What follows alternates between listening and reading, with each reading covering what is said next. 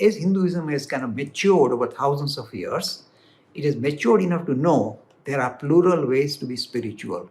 And different sectarian movements promote some specific pathway for making spiritual progress. They might focus on a particular deity like Shiva or Vishnu or any other modern ones even. And they say by focusing on that deity or that particular personification of the spirit, we will make spiritual progress.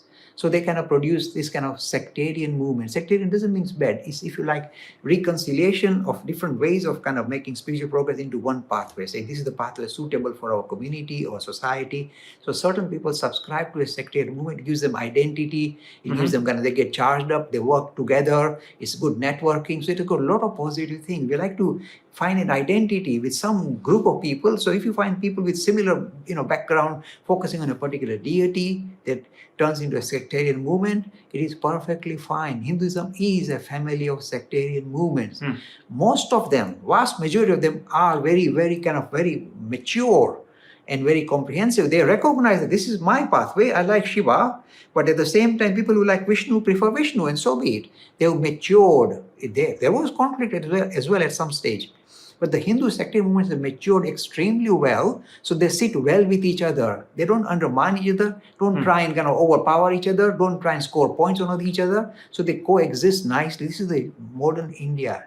The many sectarian movements coexist in a nice, friendly manner. So suppose I'm a Vaishnava devotee, but I go to a Shiva temple, I fold my hands and say, here people think of ultimate reality as Shiva.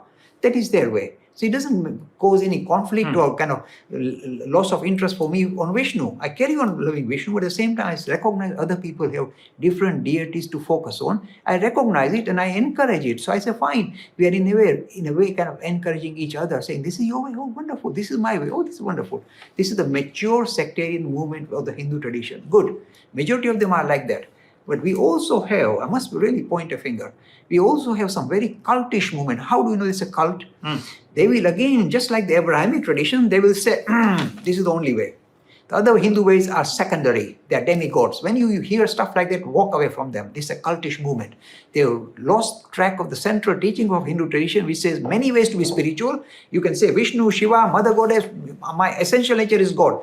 Focus on any of the pathways and progress spiritually. So if one says, no, this is the only way, otherwise all of you are lost. This is called exclusivism. And whenever any Hindu movement talks about exclusivism, means we alone are right, the rest of you are all wrong or partially wrong, then run away. That's a cult. And you see, you've seen this in the Abrahamic tradition. For example, the Sunnis and the Shias have great problem. Even though they are both from the same tradition, they have great problem.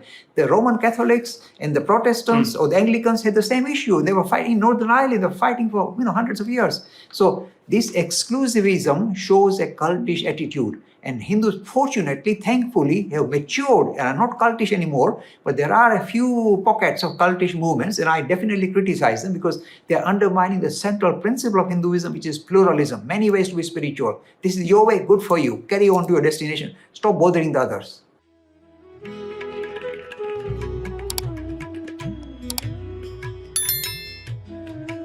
Free e-learning course in Hinduism. To register, please visit www.hindu-academy.com.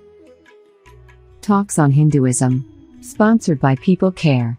Encouraging caring for the elderly in their own homes. For more information, please visit peoplecare.com.